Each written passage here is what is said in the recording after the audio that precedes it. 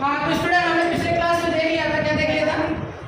हमने देखा structural isomerism, जो हमने देखा कि आइसोमर क्या होता है, compound having same molecular formula but different structure. Isomer जो होता है वो दो टाइप का होता है, कौन कौन से? स्ट्रक्चरल और स्टीरियो। स्ट्रक्चरल जो होता है वो टोटल कितने टाइप का होता है? 5 से 6 टाइप का। कौन कौन सा होता है? पहला होता है फंक्शनल आइसोमेरिज्म, दूसरा क्या होता है? Functional isomerism, chain isomerism, position isomerism, ring chain isomerism, metamerism और टोटोमेरिज्म। तो स्टूडेंट हमारे पास जो है दो टॉपिक हमने पिछले क्लास में, इसको हम बाद में कवर करेंगे। दैट मींस हम अभी जो कवर करेंगे वो करेंगे स्टीरियो आइसोमेरिज्म। आज कुछ नए स्टूडेंट्स आए हैं तो हमें पहले ऐसे समझाना होगा ताकि ज्यादा लोगों को समझ में आ पाए, ठीक है?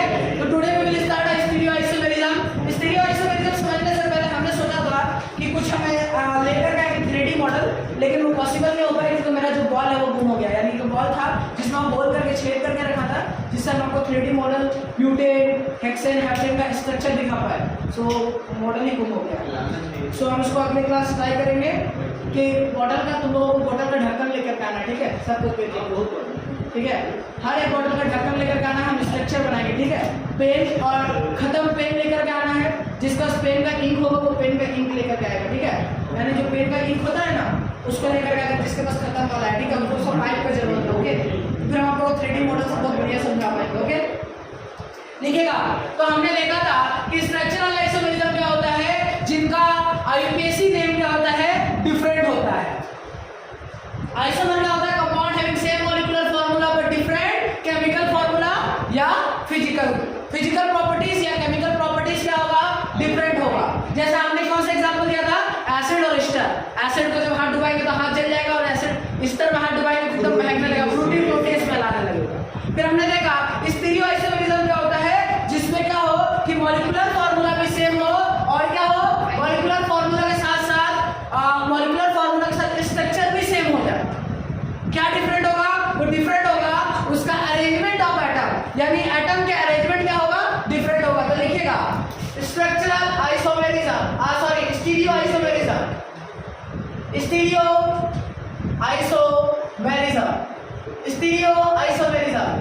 आइसोमेरिज्म जो होता है वो दो टाइप का होता है। कौन कौन सा होता है? पहला होता है कन्फॉर्मेशनल और दूसरा क्या होता है? Configurational.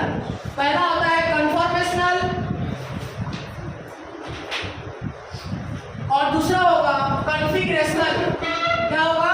Configurational. There are the two types of stereo isomerism. यानी स्टूडेंट सबसे पहले स्टीरियो आइसोमेरिज्म के बारे में समझेंगे तो क्या लिखेंगे? मॉलिक्यूलर फार्मूला क्या होना चाहिए?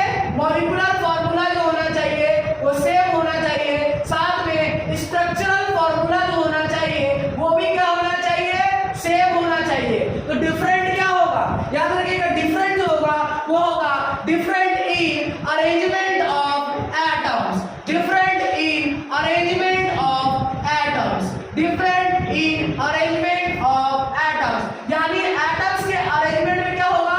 डिफरेंट होगा। यानी एटम्स के अरेंजमेंट में डिफरेंट होगा मींस स्टीरियो आज पहले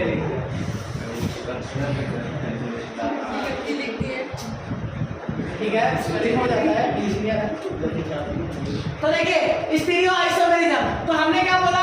different in arrangement of atoms. तो मेरे स्टूडेंट जब हम पढ़ते हैं, जब कभी हम पढ़ाई करते हैं तो हमें यही समझ में नहीं आता कि कन्फॉर्मेशनल आइसोमेरिज्म क्या होगा और कॉन्फ़िगरेशनल आइसोमेरिज्म क्या होगा, कन्फॉर्मेशनल और कॉन्फ़िगरेशनल में डिफरेंट क्या होगा, यही समझ में नहीं आता है। कोई एक स्टूडेंट है क्या? अभी ये आओ तो आओ ना, नहीं आओ ना।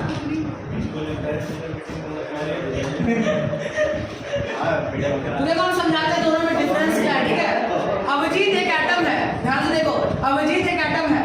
अभिजीत का एक हाथ इधर है, एक हाथ इधर है। इसको घुमा दिए, घूम गया क्या? इसको घुमा दिए, घूम गया क्या? इसको घुमा दिए, घूम गया क्या? ऐसे घुमा दिए, घूम गया क्या? यानी कभी भी अरेंजमेंट को रोटेशन कर रहे हैं तो ये इजीली घूम जा रहा है। यानी कभी भी अरेंजमेंट में एटम्स अगर इजीली घूम जाता है दैट मींस इसको हम लोग क्या बोलेंगे? कन्फॉर्मेशनल। यानी कभी भी किसी का बॉन्ड जो होगा वो अगर ऐसे घूम जाता है, यानी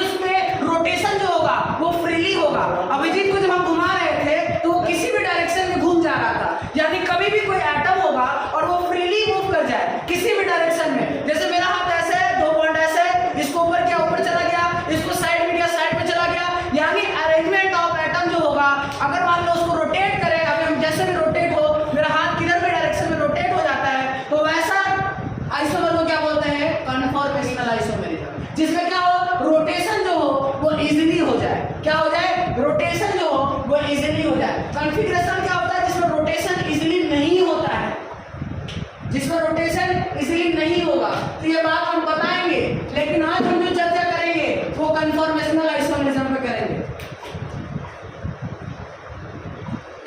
तो लिखेगा दोज आइसोमर, लिखेगा those isomer which are arises, those isomer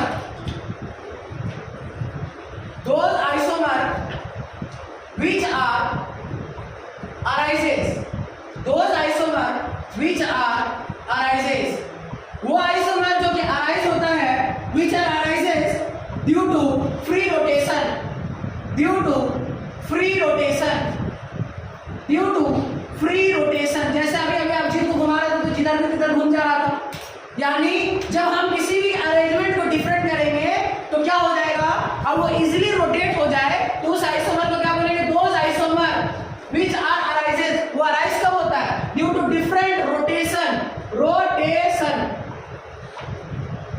rotation, rotation, due to free rotation are called conformational isomer, are called conformational isomer, are called conformational isomer,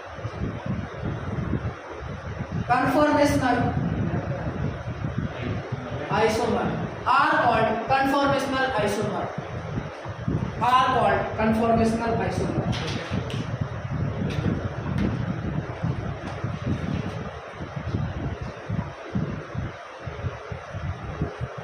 are called conformational isomer।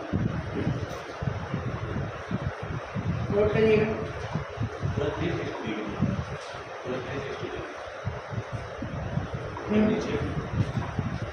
किसी भी direction, किसी भी angle में घुमाएंगे तो घूम जाएगा।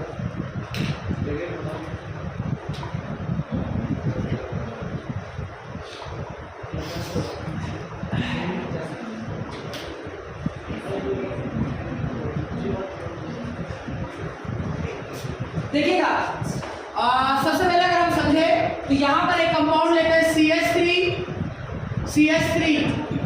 एक कंपाउंड है, क्या नाम है इसका?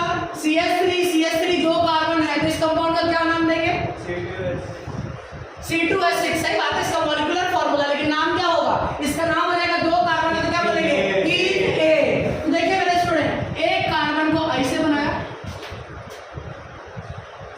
दूसरे कार्बन को ऐसे बनाया, दोनों को जोड़ दिया। देखिएगा, जोड़ रहे हैं, जुड़ गया। इधर देखो, इस कार्बन पे कितना हाइड्रोजन है? 3, यानी एक को ऊपर बनाया, एक को ऐसे बनाया और एक को ऐसे बनाया। क्या तुम लोगों को पंखा का शेप दिख रहा है? ठीक है, एक पीछे बनाते हैं,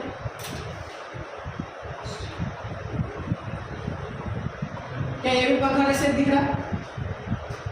क्या ये पंखा का शेप दिख रहा है? ध्यान से देखो, दिख रहा है पंखा का शेप? यस। देखो, ये इथेन का स्ट्रक्चर है, इसको जब हम साइड से देखें, कैसे देखें? साइड से, यानी देखने वाला जो डायरेक्शन है वो इस साइड से है, इस साइड से देख रहे हैं, यानी कोई एक स्ट्रक्चर है जो इस टाइप का स्ट्रक्चर है जिसको हम इस साइड से देख रहे हैं। अगर साइड से देखेंगे किसी भी स्ट्रक्चर को तो उसको हम लोग क्या बोलेंगे? Saw horse. क्या बोलेंगे? सॉ हॉर्स, नॉट सोहर, सॉ हॉर्स, सॉ हॉर्स लिखिएगा, सॉ हॉर्स, सॉ हॉर्स। क्या बोलेंगे? Saw horse, saw horse. ठीक है, साइड से देखेंगे तो क्या नाम होगा? Saw horse. क्या बोलेंगे इसको? Saw horse. क्या बोलेंगे? Saw horse. तो देखिए, इसको हम लोग इजीली रोटेट कर सकते हैं, इसको हम लोग इजीली घुमा सकते हैं। ऐसा कंपाउंड जो इजीली घूम जाए और डिफरेंट डिफरेंट आइसोमर का फॉर्मेशन हो जाए, उस आइसोमर को क्या बोलेंगे? Conformational isomer. क्या होगा? इसका जो स्ट्रक्चर है वो हमेशा ही सेम होगा, यानी इसका नाम जो है वो इथेन ही होगा। नाम अगर चेंज नहीं होता है तो उसको हम लोग क्या बोलते हैं? Stereo isomer. और अगर उसमें रोटेशन इजीली हो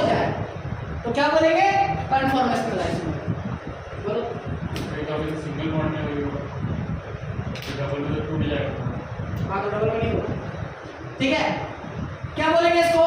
100 हर्ट्ज। ठीक है, क्या बोलेंगे इसको? 100 हर्ट्ज। तो इसमें दो टाइप का रिप्रेजेंटेशन होता है। पहला रिप्रेजेंटेशन को बोलते हैं 100 हर्ट्ज और दूसरे रिप्रेजेंटेशन को बोलेंगे न्यूमैन प्रोजेक्शन फार्मूला। ध्यान रखिएगा, न्यूमैन प्रोजेक्शन फार्मूला आपको एकदम बढ़िया से समझना है। जब आप इंजीनियरिंग में जाएंगे तो आपको फर्स्ट ईयर में फिर से केमिस्ट्री को पढ़ना पड़ेगा। ठीक है, न्यूमैन प्रोजेक्शन फार्मूला, जिसको क्या बोलेंगे? 100 हर्ट्ज।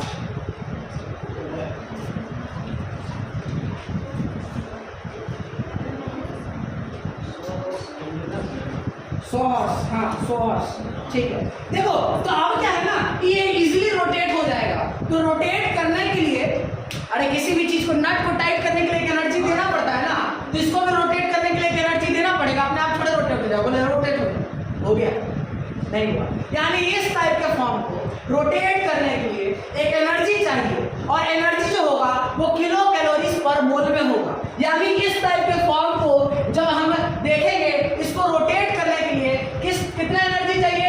3 से लेकर के 5 तक किलो जूल पर मोल। अच्छा बेटा, किलो जूल और किलो कैलोरीज पर मोल का एनर्जी रिक्वायर्ड है इस टाइप के फॉर्म को रोटेट करने के लिए, जो कि हमारे रूम टेम्परेचर पर ये जो एनर्जी है वो इजीली मिल जाता है, यानी ये रोटेट हो जाएगा।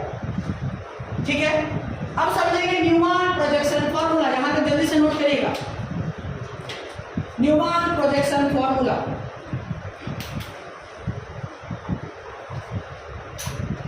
ये क्या बोले? 3 से 5 किलो एनर्जी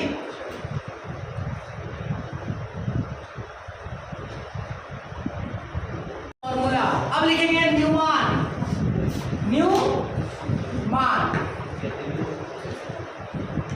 मान कौन दिया? इसी तरह। हाँ, एक अलग फॉर्म है, दो फॉर्म है। पहला फॉर्म का क्या नाम था? 100 और अगला का क्या नाम है? न्यूमैन। तो न्यूमैन को समझते हैं, ठीक है, न्यूमैन या न्यूमैन। ठीक है, देखो ये होता क्या है,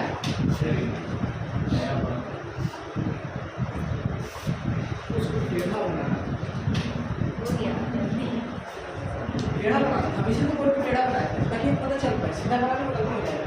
चल देखो, हमने फिर से वही वाला स्ट्रक्चर बनाया, अभी बनाए थे, इसको जोड़ा, ये 1, ये 2, ये 3, क्लियर है? यहां पर क्या हो गया? 1 2 3। देखो अगर हम बात करें कि यहां पर एक कार्बन नंबर 1 है और यहां पर कार्बन नंबर 2 है, तो जो आगे वाला कार्बन है दैट इज फ्रंट कार्बन। इसको न्यूमैन प्रोजेक्शन फार्मूला में फ्रंट कार्बन को जो होता है, इसको हम लोग क्या बोलेंगे? इसको बोलेंगे फ्रंट कार्बन। देखो न्यूमैन जो है वो एकदम सीधा देख रहा था और सोहर्स कैसे देख रहा था? टेढ़ा, यानी टेढ़ा देखेगा तो बन गया, लेकिन फ्रंट से देखेगा तो फ्रंट वाला जो कार्बन होगा उसको रिप्रेजेंट डॉट से किया जाएगा, और जो बैक वाला यानी पीछे वाला जो कार्बन है इसको रिप्रेजेंट सर्कल से किया जाएगा। यानी मेरे स्टूडेंट, आगे वाला कार्बन को कुछ ऐसा बनाए क्या? देखो तो जरा, ये हो गया फ्रंट व्यू। अच्छा बेटा, ये हो गया पीछे वाला। देखो पीछे वाले कार्बन को कैसे रिप्रेजेंट करेंगे? अच्छा बोला, एक ऊपर हो गया, एक इधर हो गया और एक इधर हो गया। ये हो गया बैक व्यू जिसको हम लोग बनाएंगे, और ये हो गया फ्रंट व्यू। तो सर जब न्यूमैन प्रोजेक्शन फार्मूला बनेगा तो दोनों को एक साथ रखेंगे, यानी फ्रंट व्यू को डॉट से रिप्रेजेंट किया, बाकी सारा जो बगल बगल में लगा हुआ है वो सबको हम लोग क्या करेंगे? डॉट से ही रिप्रेजेंट करेंगे। लेकिन ये जो कार्बन नंबर 1 है और ये जो कार्बन नंबर 2 है, यानी फ्रंट वाले कार्बन को डॉट से बनाएंगे और बैक वाले कार्बन को सर्कल से। तो सर हमें पता कैसे चलेगा कि फ्रंट में कौन होगा और बैक में कौन होगा? तो वो क्वेश्चन में गिवन होगा। ठीक है, तो मेरे स्टूडेंट देखिएगा, जब दोनों को कंबाइन करेंगे तो सर्कल कैसे बनेगा? देखो जब दोनों को कंबाइन करेंगे, यानी हमने क्या कर दिया?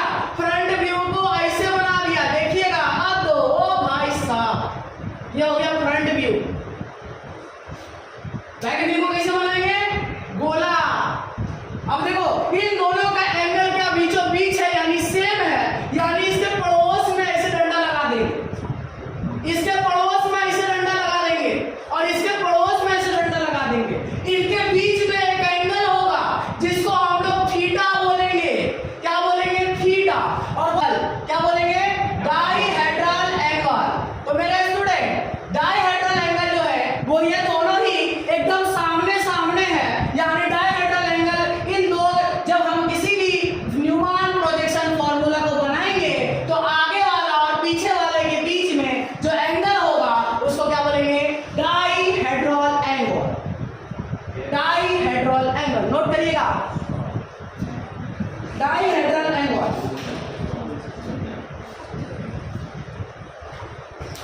नोट करिएगा जल्दी से।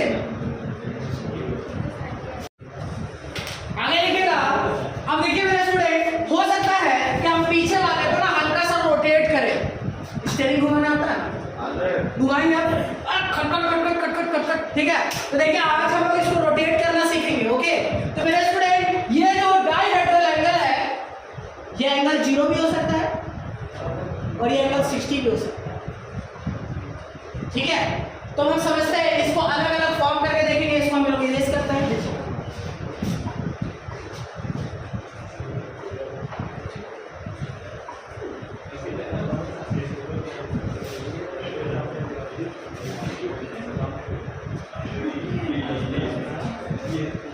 तो मेरे स्टूडेंट इसको हम लोग जब रोटेट करके देखेंगे, क्या देखेंगे? रोटेट करके देखेंगे। तो देखिए मेरे स्टूडेंट, एक बार कुछ कहानी में ऐसा हुआ, कैसा हुआ देखिए, ठीक है। यानी यहाँ पर देखिएगा हम दो अलग अलग कलर से बनाएंगे, ठीक है। तो ऊपर वाले आगे वाले को ऐसे बनाए, ठीक है। यानी क्या हो गया, यहाँ पर कुछ लगा हुआ है, यहाँ पर कुछ लगा हुआ है, यहाँ पर कुछ लगा हुआ है, ठीक है। कुछ लगा हुआ है, हम मान लेते हैं कि यहाँ पर हाइड्रोजन लगा है, ठीक है। मान लिया ये हाइड्रोजन, ये हाइड्रोजन और ये हाइड्रोजन। अब देखो पीछे वाले को भी हमने ऐसे ही रखा था, कैसे रखा था? ऐसे ही। तो मेरे स्टूडेंट ये भी हाइड्रोजन, ये भी हाइड्रोजन और ये भी हाइड्रोजन है। तो देखिएगा यहाँ पर, यहाँ जब हम समझेंगे तो इन दोनों के बीच का जो एंगल है, जिसको थीटा बोलते हैं, उसको क्या बोलेंगे? Dihedral angle. क्या बोलेंगे? Dihedral angle. याद तभी होगा जब आप चिल्लाएंगे, डाइहेड्रल एंगल, ठीक है। अब मान लो आगे वाले को फिक्स रखा, वैसा मत करना कि दोनों को ही रोटेट कर देंगे। यानी आगे वाले को अभी भी फिक्स रखा है, भाई साहब अभी तक चमकता वैसे ही खड़ा है। ओह माय गॉड, ये खड़ा है, ठीक है। Hydrogen hydrogen hydrogen. अब हमने क्या किया, पीछे वाले को रोटेट कर दिए, यानी रोटेट कर दिए। तो ये जो हाइड्रोजन है उसको रोटेट किया किया किया, घुमाया घुमाया और ये रोटेट यहाँ हो गया। यानी रोटेशन हम जो करेंगे, होता तो अलग अलग डिग्री पे भी है, किसी भी डिग्री पे रोटेट कर सकते हैं, लेकिन हम जो पढ़ेंगे उसमें पढ़ेंगे कि रोटेशन जो होगा वो सिर्फ और सिर्फ 60 डिग्री पर होगा। यानी एक बार में कितना घुमाएंगे? 60 डिग्री। यानी थीटा यहाँ पर कितना आ गया, जिसको बोलेंगे डाइहेड्रल एंगल। दैट इज कितना हो जाएगा? 60 डिग्री। यानी हमने इसको 60 डिग्री रोटेट कर दिया। तो मेरे स्टूडेंट, जब एक पड़ोसन के पीछे दूसरा पड़ोसन खड़ा होता है तो इस फॉर्म को बोलते हैं इक्लिप्स। क्या बोलेंगे? इक्लिप्स। यानी ECLIPSED, इक्लिप्स। क्या बोलेंगे? इक्लिप्स। और इसके पीछे यानी जब दोनों के बीच में एंगल 60 डिग्री होगा तो उसको बोलेंगे स्टैगर्ड। क्या बोलेंगे? स्टैगर्ड। यानी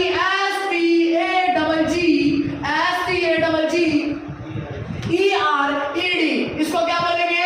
स्टैगर्ड। यानी हमारे पास दो फॉर्म होगा। यानी थीटा बराबर जब 0 डिग्री होता है तो उसको क्या बोलते हैं? इक्लिप्स। और जब थीटा बराबर 60 डिग्री होता है तो उसको बोलते हैं स्टैगर्ड। यानी मेरे स्टूडेंट, जब एक के पीछे एक रहेगा तो मारपीट होगा।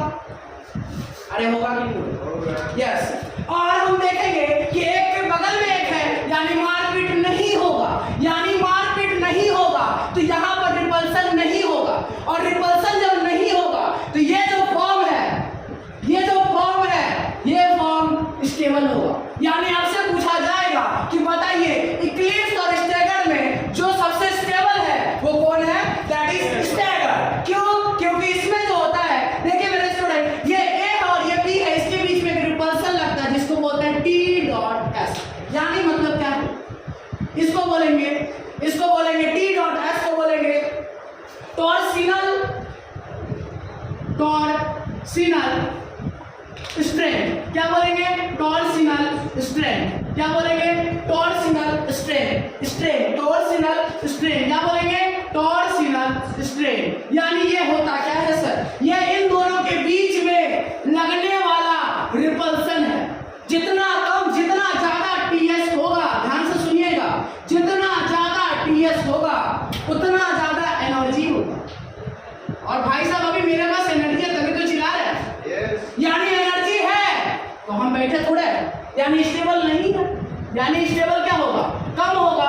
यानी मेरे स्टूडेंट जब हम देखेंगे कि इनके पास टीएस ज्यादा है तो एनर्जी ज्यादा है, और एनर्जी ज्यादा है तो स्टेबिलिटी कम है। यानी मेरे स्टूडेंट आपसे पूछा जाएगा कि बताइए इक्लिप्स और स्टैगर्ड में स्टेबल कौन होगा, तो बोलिएगा इक्लिप्स।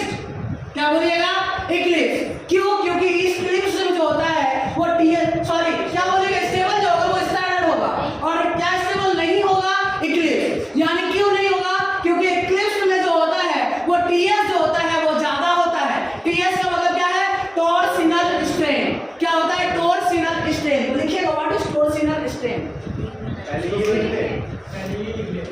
ठीक है, लिख भी रहा है लिखेगा torsional strain, torsional strain, torsional strain, torsional strain, torsional strain. The electrostatic force of repulsion, the electrostatic force of repulsion, the electrostatic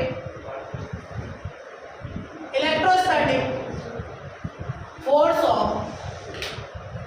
repulsion, the electrostatic force of repulsion between front between the ऐसे देखो, between the bonded electron of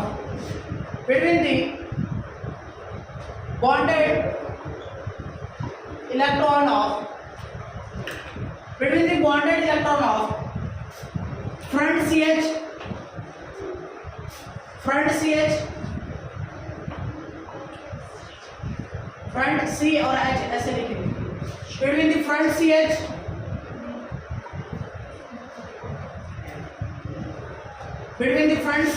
and back CH atom, back CH atom is known as TS, यानी torsional strain. देखो अभी हमने देखा था कि हमने एक फॉर्म को देखा, ये वाला फॉर्म है, पीछे वाला आगे वाला फॉर्म बनाते हैं, तो ये आगे वाला फॉर्म हो गया, पीछे वाला फॉर्म जो होगा वो ऐसा होगा, पीछे वाला फॉर्म जो होगा वो ऐसा होगा। यानी मेरे स्टूडेंट आगे वाला एटम और पीछे वाले एटम के बीच में जो एंगल है, ये देखो आगे में C बॉन्ड H है, ये C है और ये H है, और पीछे में भी एक C होगा जो हमें दिख नहीं रहा है, और ये H है। तो इस और CH के बीच में एक इलेक्ट्रोस्टैटिक फोर्स ऑफ रिपल्सन लगेगा, और पीछे वाले में भी लगेगा, इन दोनों के बीच में भी लगेगा। तो इसके वजह से और इसके वजह से एक रिपल्सन क्रिएट होगा, जिसको हम लोग क्या बोलते हैं, टॉर्सिनल स्ट्रेन। क्या लिखेंगे, टॉर्सिनल स्ट्रेन। क्या है, it is electrostatic force of repulsion between the, किसके किसके बीच होता है, bonded electron of CH front CH, यानी फ्रंट वाला CH का जो बॉन्डेड इलेक्ट्रॉन है, यानी इसमें एक इलेक्ट्रॉन होगा, वो दो इलेक्ट्रॉन भी होगा। अरे होता है कि नहीं होता है, एक बॉन्ड का फॉर्मेशन में दो इलेक्ट्रॉन होता है, पीछे वाले बॉन्ड में भी दो इलेक्ट्रॉन होगा। यानी उस दोनों बॉन्डेड इलेक्ट्रॉन फ्रंट वाले CH का बैक वाले CH के बीच में एक इलेक्ट्रोस्टैटिक फोर्स ऑफ रिपल्सन लगेगा, जिसको क्या बोलते हैं, TS, टॉर्सिनल स्ट्रेन। तो हम नीचे लिखेंगे,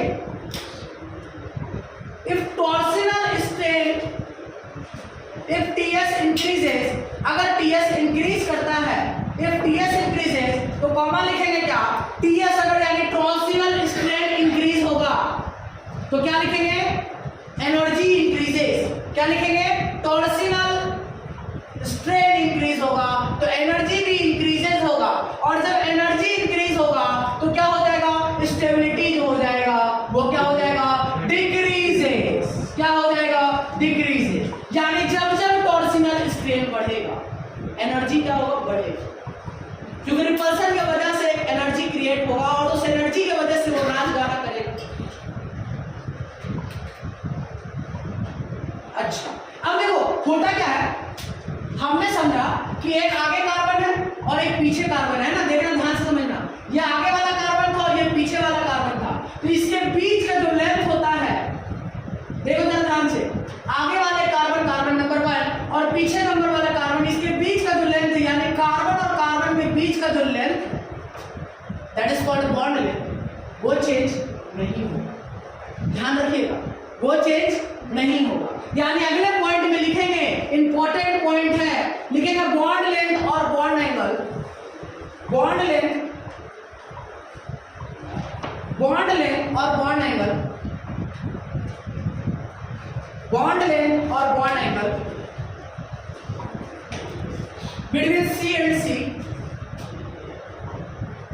बिटवीन सी एंड सी, यानी कार्बन और कार्बन के बीच में, between C and C, bond length and bond angle, bond length and bond angle between, यानी कार्बन कार्बन के बीच में जो बॉन्ड लेंथ है और बॉन्ड एंगल है, between C and C during free rotation are same, during free rotation are same,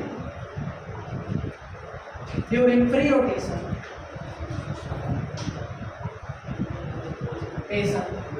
are same, क्या हो जाएगा, सेम हो जाएगा, ठीक है। तो क्या चेंज होगा, लिखिएगा नेक्स्ट पॉइंट, बट, हाँ उसी में भी लिख सकते हैं, नीचे भी लिख सकते हैं, but dihedral angle, but dihedral angle,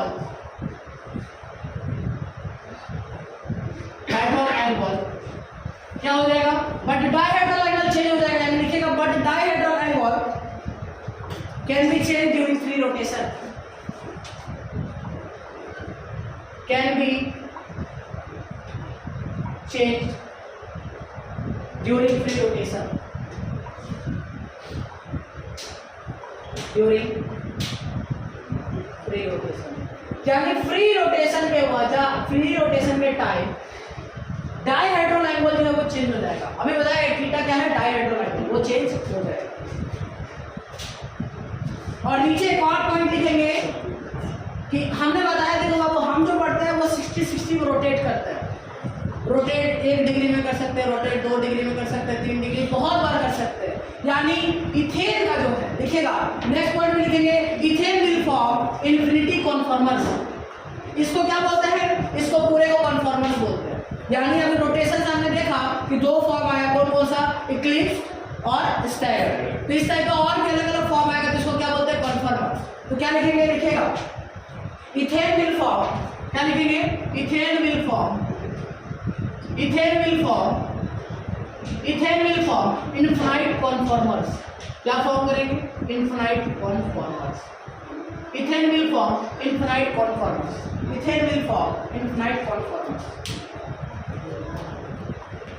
ethane will form, ethane will form infinite conformers, form form form infinite conformers. लिखिएगा conformational analysis of butane, topic है ना, आगे बढ़ रहे, conformational analysis of butane, conformational analysis of, conformational analysis of butane, conformational analysis of butane। क्या आप लोगों को पता है ब्यूटेन का फॉर्मूला, C4H3 बराबर हाइड्रोजन है ना, तो इसी बात को थोड़ा रिवीजन कर लेता है, क्या रिवीजन कर लिया जाए थोड़ा फटाफट, चलो। हाँ, क्या बोलता है, compound having same molecular formula but different physical and chemical formula, उसको क्या बोलेंगे, isomer. What is structural isomer, compound having same molecular formula but different structural formula. Same क्या होगा, मॉलिक्यूलर फार्मूला सेम और आईयूपीएसी डिफरेंट। अगर structural formula different तो IUPAC different. किसी भी क्वेश्चन में सबसे पहले क्या चेक करेंगे, मॉलिक्यूलर फार्मूला, फिर क्या चेक करेंगे, फंक्शनल आइसोमर। फंक्शनल आइसोमर में कुछ याद है, कौन किसका फंक्शनल आइसोमर हुआ, एल्डिहाइड का क्या हुआ, कीटोन और ईस्टर का अल्कोहल और ईथर का एसिड और एसिड हैलाइड याद है? एसिड हैलाइड का क्या लिख सकते हैं? एल्डिहाइड लिख सकते हैं। चलिए उनको तो नहीं लिखा। चलो बताइएगा, थोड़ा एनर्जी आई आप लोगों को भी एनर्जी आना चाहिए, ठीक है? ये लिखा कार्बन, क्या क्या लिखा? ब्यूटेन कितने कार्बन होगा? 4 1 2 3 और 4। चलिए ओह अब हाइड्रोजन बताना है ना। 3 2 1 3 2 1 ऐसे क्या 3 2 2 2 1 हां चलो ठीक है। देखा 3 2 2 और 3। अच्छा बेटा सबको पता जाता है? चलिए इसको हम मान लेते हैं डॉट से रिप्रेजेंट कर रहे हैं, यानी ये कार्बन कहाँ होगा? आगे या पीछे? आगे। और ये वाला कार्बन कहाँ होगा? पीछे। तो मेरे स्टूडेंट करते क्या है, इसको हम देख सकते हैं कि देखो बाबू जब इसको आगे बनाएंगे तो इसको हम लोग लिखे डॉट से। ओके इस कार्बन में क्या क्या लगा हुआ है? सर एक हाइड्रोजन है, ऊपर में एक हाइड्रोजन बना देते हैं, यानी इसमें क्या है? हाइड्रोजन हाइड्रोजन और मीथेन। यानी हम क्या करेंगे मेरे स्टूडेंट, यहाँ लिखे CH3, तुम कहीं भी लिख सकता है, कोई दिक्कत नहीं। यहाँ लिखा हाइड्रोजन, अच्छा बेटा यहाँ लिखा हाइड्रोजन, अच्छा अच्छा अच्छा। अब पीछे वाला कार्बन बनाएंगे, यो पीछे वाले कार्बन में भी यही है क्या? यानी यहाँ पर लिखते क्या है? CH3। यहाँ क्या लिखेंगे? H। और यहाँ क्या लिखेंगे? H। तो मेरे स्टूडेंट जरा ध्यान से समझिएगा, इसके बीच में जो एंगल है दैट इज थीटा। इसको क्या बोलेंगे? Dihedral angle. कितना है? 0 डिग्री। कितना है? 0 डिग्री। यानी मेरे स्टूडेंट इस फॉर्म का क्या नाम होगा? जब 0 होगा तो इस फॉर्म का क्या नाम होगा? जब भी थीटा 0 होगा इसको बोलेंगे इक्लिप्स। क्लियर है? क्या बोलेंगे? इक्लिप्स। ठीक है चलिए अब इसको रोटेट करेंगे मेरे दोस्त। तो रोटेट करके कितना, पहले हम एक काम करते हैं, हम आगे वाला सब बना लेते हैं, ठीक है? आगे वाला सब बना लेते हैं। चलो CH3 H आगे वाला बना लेते हैं। चलो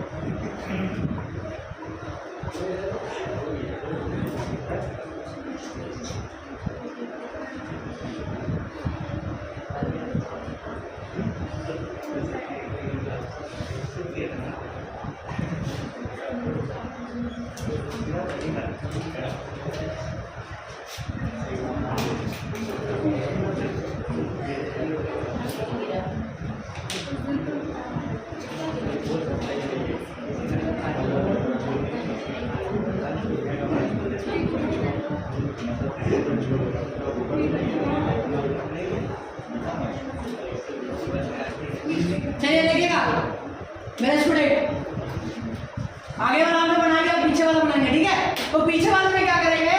एक बार हर बार जो एंगल होगा वो 60 रोटेट करेंगे। कितना रोटेट करेंगे? 60। यानी इस मीथेन को खींच करके इधर लाया, यहाँ आ गया मीथेन। अगर ये 60 रोटेट हुआ, ध्यान से देखिएगा, यहाँ पर इसको जब रोटेट किया तो थीटा बराबर कितना आ गया? 60। यानी मेरे स्टूडेंट जब ये मीथेन घूमेगा तो ये हाइड्रोजन भी घूमेगा, यानी ये हाइड्रोजन यहाँ आ जाएगा और ये हाइड्रोजन घूम करके यहाँ आ जाएगा। तो मेरे स्टूडेंट कुछ चीज फॉर्म हो जाएगा। आगे बढ़ते हैं, यहाँ पर बढ़ेंगे, फिर से रोटेट करेंगे, और जब फिर से रोटेट करेंगे मेरे स्टूडेंट तो ये मीथेन को फिर से 60 डिग्री, हर बार जो रोटेशन होगा वो 60 डिग्री का होगा। यानी अब की बार जो मीथेन है वो यहाँ आ जाएगा, यानी हाइड्रोजन बगल वाला यहाँ चला जाएगा और ये हाइड्रोजन यहाँ आ जाएगा। यानी अब की बार हम जो एंगल देखेंगे इस मीथेन और इस, फिर से एंगल क्या हो गया? Dihedral angle. फिर से हो गया थीटा बराबर 0 डिग्री। कितना हो गया? थीटा बराबर 0 डिग्री। ठीक है मेरे स्टूडेंट, फिर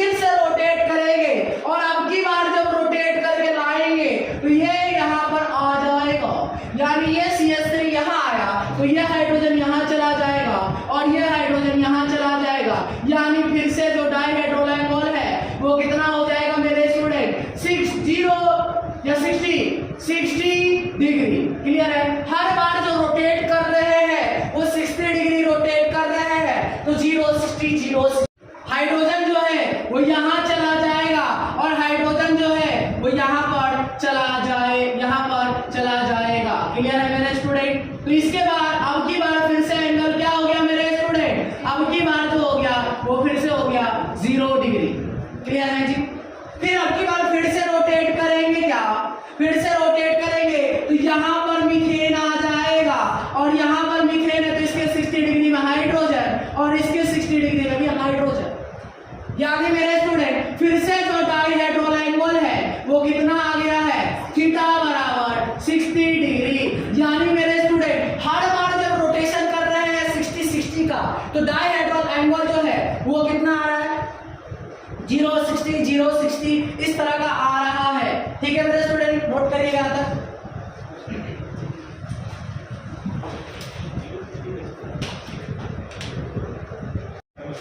देखो अब समझेंगे। देखो मेरे स्टूडेंट, हमने देखा थीटा बराबर 0 डिग्री है, यहां पर लिखेंगे थीटा बराबर 0 डिग्री,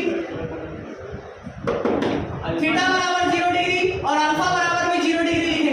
अल्फा का मतलब क्या है? रोटेशन एंगल, यानी हम किस एंगल पर रोटेट कर रहे हैं। और ये हमें कैसे पता चलेगा कि हम किस एंगल पर रोटेट कर रहे हैं? तो गौर से देखिए, यहाँ पर लगा हुआ है मीथेन और यहाँ पर भी लगा हुआ मीथेन, तो इस दोनों मीथेन एक पोजीशन पे है, यानी ये दोनों के बीच का एंगल 0।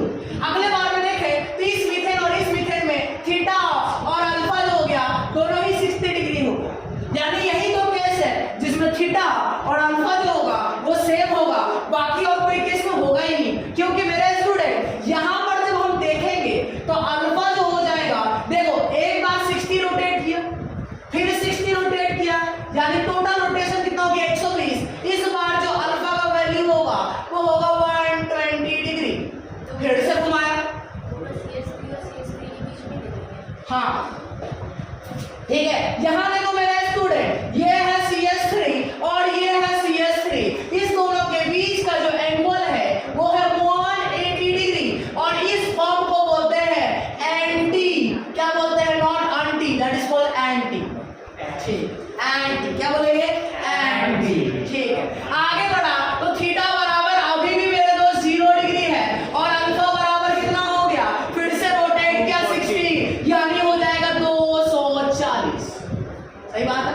फिर रोटेट किया, घुमाया एक बड़ा कस के, यानी अब की बार थीटा बराबर 0 डिग्री नहीं 60 डिग्री, सॉरी, थीटा बराबर 60 डिग्री और अल्फा बराबर कितना हो जाएगा मेरे दोस्त? 300 डिग्री। मेरे दोस्त अब हर एक फॉर्म का ना कुछ नाम होगा, यानी हर एक फॉर्म का नाम होगा। तो देखिए जब मीथेन और मीथेन एक पोजीशन पर होगा तो ऐसे पोजीशन को बोलते हैं। तो हमने क्या देखा?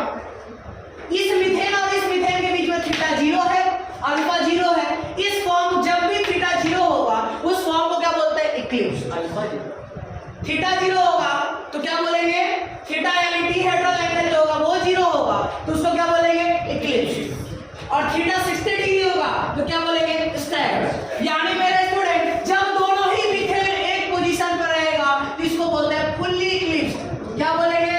Fully eclipsed. क्या बोलेंगे? Fully eclipsed. Fully eclipsed. आगे बढ़ेंगे मेरे स्टूडेंट तो आगे देखेंगे इस फॉर्म को क्या बोलेंगे? इस फॉर्म को बोलेंगे स्टैगर। क्या बोलेंगे? स्टैगर। ठीक है, आगे बढ़ेंगे तो जब फिर से थीटा 0 आएगा तो इसको क्या बोलेंगे? इसको भी इक्लिप्स बोलेंगे, लेकिन इस बार जो बोलेंगे इसको बोलेंगे पार्शियली इक्लिप्स्ड। क्या बोलेंगे? Partially eclipsed. क्या बोलेंगे? Partially eclipsed. फिर आगे बढ़े तो क्या हो जाएगा मेरे स्टूडेंट? जब जब तुम्हारा थीटा 0 होगा तो पहली बार में हमने क्या बोला? पहली बार में बोला फुल्ली इक्लिप्स्ड, अगले बार में बोला पार्शियली इक्लिप्स्ड और अगले बार जब होगा तो क्या बोलेंगे? और बाकी क्या है? बाकी तुम्हारा क्या है? ये वाला जो है ये एंटी हो जाएगा और यहाँ पर हम देखेंगे तो यहाँ पर थीटा फिर से 0 है, यानी क्या हो जाएगा? फुल्ली इक्लिप्स्ड, पार्शियली इक्लिप्स्ड और इसको क्या बोलेंगे? इसको बोलेंगे इक्लिप्स्ड। क्या बोलेंगे? इक्लिप्स्ड लिखिएगा। और ऐसा फॉर्म जिसमें स्टैगर होते हैं और इसको क्या बोलते हैं? इसको हम लोग एक और नाम से जानते हैं, दैट इज कॉल्ड गॉची। क्या बोलेंगे?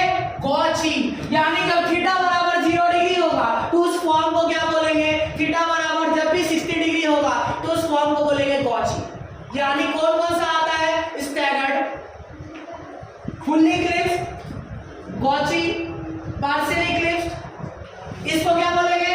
इस टाइप को बोलेंगे परफेक्ट इक्लिप्स। क्या बोलेंगे इसको? इसको बोलेंगे परफेक्ट इक्लिप्स। क्या बोलेंगे? Perfect Eclipse. यानी इक्लिप्स में कितना फॉर्म होगा? 3 फॉर्म होगा। कौन कौन सा होगा?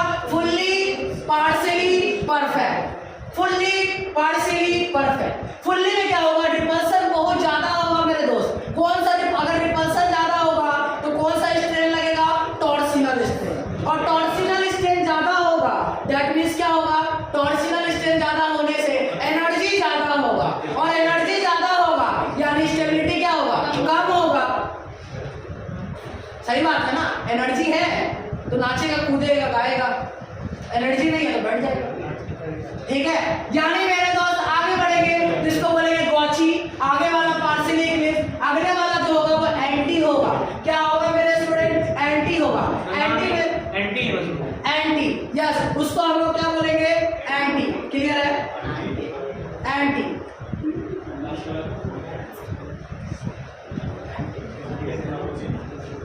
नोट करिएगा।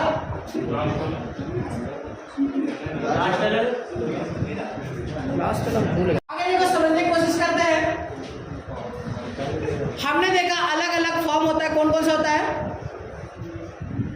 Eclipse, gauche, partial eclipse, anti, perfect eclipse, और क्या होगा? इसको भी गॉची ही बोलेंगे। ठीक है, तो मेरे स्टूडेंट समझने की कोशिश करिए। समझने की कोशिश क्या करना है कि अगर हमसे पूछा जाए, मान लेते हैं इसका एनर्जी जो है वो E1 है। मान लिया इसका एनर्जी क्या है? E1। इसका जो एनर्जी होगा वो क्या होगा? E2। इसका जो एनर्जी होगा वो क्या होगा? E3। इसका जो एनर्जी होगा वो क्या होगा? E4। इसका जो एनर्जी होगा वो क्या होगा? E5। और इसका जो एनर्जी होगा वो होगा E6। तो मेरे स्टूडेंट एक बात मेरे को बताइए कि इसमें से अभी तक हम लोगों ने पढ़ा कि जो ये इक्लिप्स होता है इसका जो एनर्जी होता है वो ज्यादा होता है। सही बात है? यानी ये भी इक्लिप्स है, ये भी इक्लिप्स है, और ये भी इक्लिप्स है। यानी अगर हम कहें तो ऐसा कह सकते हैं कि E1, E2, E3 और E5 का जो एनर्जी होगा, यानी ये इक्लिप्स और ये इक्लिप्स का एनर्जी होगा वो क्या होगा? यानी कि स्टैगर्ड वाले से ज्यादा होगा। यानी हम कह सकते हैं कि E1, E3 और E5 का जो एनर्जी होगा वो किससे ज्यादा होगा? E2, E4 और E6 से। क्या आप लोगों को समझ में आया? हमने देखा था, अभी हमने पढ़ा था कि इक्लिप्स फॉर्म का जो एनर्जी होता है वो ज्यादा होता है। इनमें से कौन कौन इक्लिप्स है? ये और ये, यानी इन तीनों का एनर्जी ज्यादा होगा। किससे? इनसे, इनसे और इनसे। क्लियर है? यानी किसका हमने देखा। अब हम एक एक करके समझेंगे कि उनमें से भी किसका ज्यादा होगा और उनमें से भी किसका कम होगा। ठीक है, तो देखिए स्टूडेंट, अगर हम समझे तो ये देखो बाबू, यहां देखना, यहां पर हम देखेंगे तो इन दोनों में रिपल्सन ज्यादा है। अरे है या नहीं? यानी रिपल्सन इसमें पहले इक्लिप्स का सारा चेक कर लेते हैं। ये केस और ये केस में हम चेक कर लेते हैं। इस केस में देखेंगे मेरे स्टूडेंट तो क्या हो जाएगा? इन दोनों में रिपल्सन ज्यादा है, यानी E1 का जो एनर्जी होगा वो सबसे ज्यादा होगा। ठीक है, अभी E3 और E5 की बात करें तो E3 और E5 जो है वो एकदम नियरली सेम है, यानी दोनों का एनर्जी क्या हो जाएगा? दोनों का एनर्जी जो हो जाएगा E3 और E5 का एनर्जी बराबर हो जाएगा। क्या हो जाएगा? बराबर हो जाएगा। क्लियर है? क्या हो जाएगा?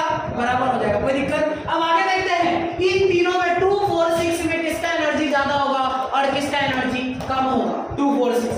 तो मेरे स्टूडेंट ध्यान से देखिएगा, 2 नंबर ये वाला और ये 4 नंबर, 2 नंबर, सॉरी हमने गलती लिख दिया, 1, 3, 5। अच्छा ठीक है, 1, 3, 5, 2 नंबर और ये 4 नंबर, 2 नंबर और 4 नंबर, और यहाँ पर हमारे पास है 6 नंबर, 2, 4, 6। तो मेरे स्टूडेंट देखिए, इनका जो एनर्जी होगा वो सबसे कम होगा।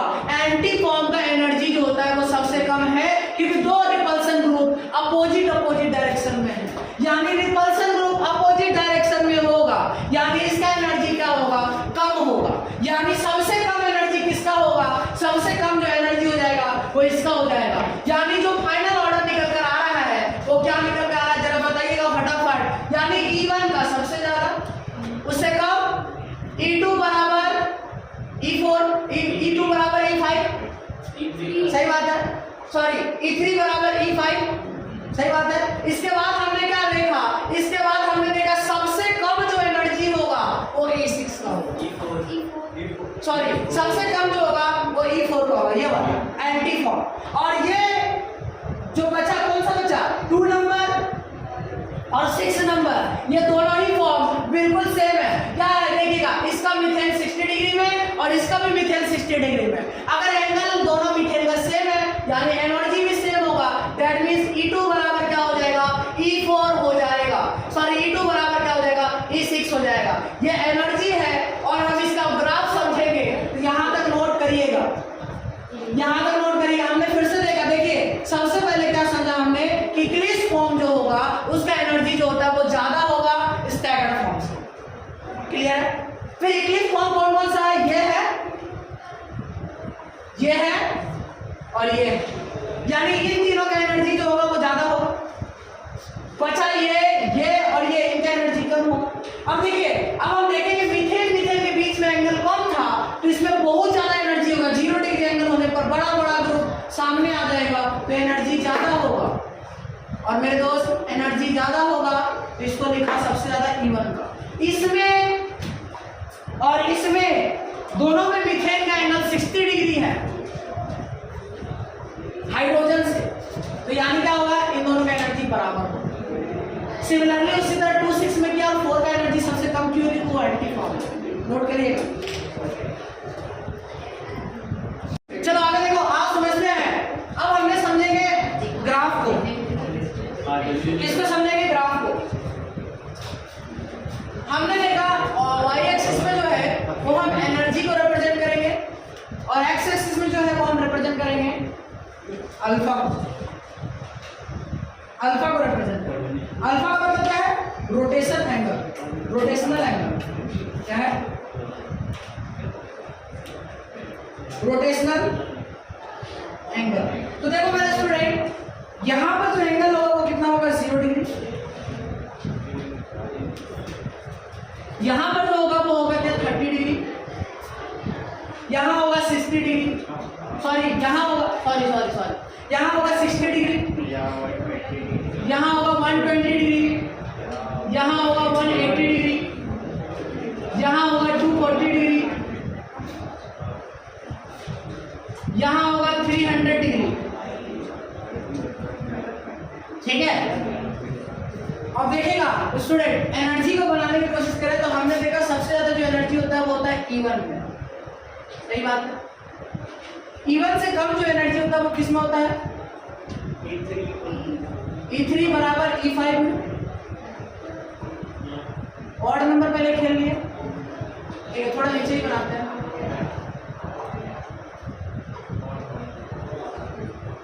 E3 बराबर E5। फिर देखेंगे, फिर आएंगे नीचे और फिर नीचे आएंगे, यहाँ लिखेंगे E6, अब देखिए, अब यहाँ लिखेंगे E2 बराबर E4, E2 बराबर E4, और लास्ट में क्या आएगा, तो जब थीटा 0 डिग्री था तो एनर्जी कैसे था, पहला E1 था, फिर E2 था, फिर क्या E2 था, फिर 3 था, फिर E4 होगा, फिर 5 होगा ना, 1 2 3 4 5। हमने तो ऐसे जोड़ के रखी। थीटा बराबर 60 डिग्री था तो कौन सा एनर्जी था, 0 डिग्री पे E1 था, 60 में क्या होगा, E2 होगा। फिर आगे बढ़ेंगे तो क्या होगा, 120 में क्या एनर्जी होगा, E3 होगा। और 1 2 3 करते जा रहे हैं, ये 1 हो गया, ये 2 हो गया, ये 3 हो गया, ठीक है, आगे बढ़ते हैं। 180 में क्या आ जाएगा, E4 हो जाएगा, और नीचे, ठीक है, और नीचे थोड़ा सा, इसके एकदम बराबर ही मिलाना है, ठीक है। आगे बढ़ते हैं, फिर 240 पे क्या हो जाएगा, 240 से थोड़ा ज्यादा चेंज हो गया, 240, फिर इसको और थोड़ा आगे कर देते हैं 300, ठीक है। यानी मेरे स्टूडेंट क्या करेंगे, आगे बढ़ेंगे तो आगे बढ़ने पर क्या आ जाएगा, 240 पर, फिर से एनर्जी का हो जाएगा, तो 4 के बाद एनर्जी कहाँ चला जाएगा, 5 पर, यानी 5 यहाँ पर आ रहा है। फिर क्या आ जाएगा, 300 पे क्या आ जाएगा, फिर से आ जाएगा 6 पर, ठीक है। अब इसको ज्वाइन करेंगे, देखिए यहाँ से इसको लाएंगे तो ये ज्वाइंट ऐसे हुआ, फिर यहाँ से इसको ज्वाइन करेंगे तो ऐसे होगा, फिर फिर यहाँ से ज्वाइन करेंगे तो इसको ऐसे होगा, फिर यहाँ से ज्वाइन करेंगे तो इसको ऐसे होगा, ठीक है। फिर इसके बाद जब हम ज्वाइन करेंगे तो ऐसे होगा, ठीक है। तो मेरे स्टूडेंट यहाँ पर एक आपको पॉइंट आप ग्राफ में जब बनाएंगे इसको बहुत बढ़िया से इक्वल डिस्टेंस बनाएंगे तो कुछ आपको ऐसा शेप करके दिखेगा, ठीक है। यहाँ पर तो हमने एंगल जो बराबरी का नहीं लिया है इसलिए शेप थोड़ा सा गड़बड़ हो गया। जब आप ऐसे करके इसको ग्राफ में इक्वल एंगल से बांटेंगे तो बहुत बढ़िया से आएगा, कुछ ऐसा शेप आएगा, ऐसे करके आएगा, फिर ऐसे करके ऐसे जाएगा, फिर ऐसे जाएगा, फिर ऐसे करके ऐसे होगा, ठीक है। इस टाइप का शेप बनेगा, लेकिन हमारा एंगल जो है वो इक्वल नहीं है इसीलिए अच्छा नहीं बन पा रहा है, ठीक है। तो हमने समझ लिया कि जब हमारा थीटा बराबर 0 डिग्री था तो एंगल क्या था, एनर्जी क्या था, E1। जो एनर्जी होगा वो सबसे मैक्सिमम कब होगा, जब थीटा बराबर 0 डिग्री होगा। फिर हम देखेंगे कि थीटा बराबर 60 डिग्री होगा तो एनर्जी क्या हो जाएगा, उससे थोड़ा कम हो जाएगा, दैट इज कितना आ जाएगा, E2 हो जाएगा। फिर आगे बढ़ेगा, यानी एक बार एनर्जी कम होगा, फिर एनर्जी बढ़ेगा, फिर कम होगा, फिर बढ़ेगा और फिर कम होगा, ठीक है। ऐसे चलते रहेगा, यानी सबसे कम जो एनर्जी होता है वो 180 डिग्री पे होता है, जिस फॉर्म को हम क्या नाम देते हैं, जिस फॉर्म का नाम देते हैं एंटी। क्या नाम देते हैं, एंटी। नोट करिएगा। अब हमने देखा यहाँ पर क्या देखा, स्टेबिलिटी का ऑर्डर हम लोगों ने देखा कि स्टेबिलिटी का जो ऑर्डर है वो क्या होता है, स्टेबिलिटी जो होता है वो हमेशा सबसे ज्यादा किसमें होगा, जिसमें एनर्जी कम होगा, और जिसमें एनर्जी कम होगा उस फॉर्म को क्या बोलते हैं, स्टैगर्ड। क्या बोलते हैं, स्टैगर्ड। क्या होता है, स्टैगर्ड। और उसके बाद जो हो जाएगा वो क्या हो जाएगा, उससे कम जो एनर्जी हो जाएगा, पहला स्टैगर्ड का एनर्जी ज्यादा है और उससे कम जो एनर्जी होगा वो किसका होगा, उससे कम जो होगा वो हो जाएगा इक्लिप्स का। अब स्टैगर्ड में भी किसका एनर्जी ज्यादा होगा, तो स्टैगर्ड में हमने देखा, हमने 2-3 फॉर्म देखा था। कौन कौन सा फॉर्म देखा, 3 फॉर्म। पहला देखा फुल्ली इक्लिप्स, ठीक है, सॉरी इक्लिप्स में हमने देखा 3 फॉर्म। कौन कौन सा देखा, फुल्ली इक्लिप्स, फिर क्या देखा, पार्शियली इक्लिप्स, और फिर क्या देखा हमने, परफेक्ट इक्लिप्स। यानी हमने पार्शियली देखा और परफेक्ट। तो यानी एनर्जी की बात करें तो एनर्जी जो होगा वो सबसे ज्यादा किसमें होगा, इक्लिप्स में। और इक्लिप्स के भी किस फॉर्म में होगा, इक्लिप्स के जो होगा वो होगा फुल्ली इक्लिप्स में एनर्जी ज्यादा होगा। तो जिसमें एनर्जी ज्यादा होता है उसमें क्या होता है, रिपल्सन भी ज्यादा होता है, और रिपल्सन ज्यादा होगा यानी टॉर्सियल स्ट्रेन ज्यादा होगा, और टॉर्सियल स्ट्रेन ज्यादा होगा तो स्टेबिलिटी क्या होगा, कम होगा। क्लियर है, समझ में आया, कोई डाउट आता समझने में। स्टूडेंट्स अगले क्लास